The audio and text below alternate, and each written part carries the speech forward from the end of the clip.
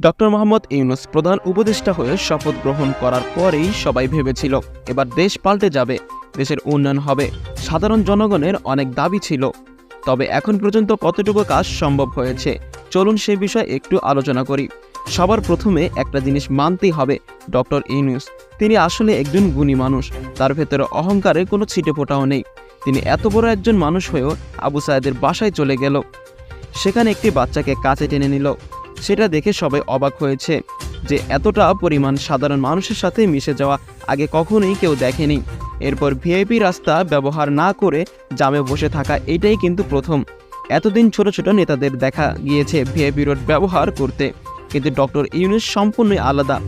এরপর পৃথিবীর প্রায় ৭৫ ভাগ ইলিশ বাংলাদেশে ধরা হয়, কিন্তু বাংলাদেশের মানুষ ইলিশ খেতে পারে না দামের কারণে। কিন্তু ভারতের মানুষ ঠিকই খেত, তবে এবার থেকে আর খেতে পারবে না।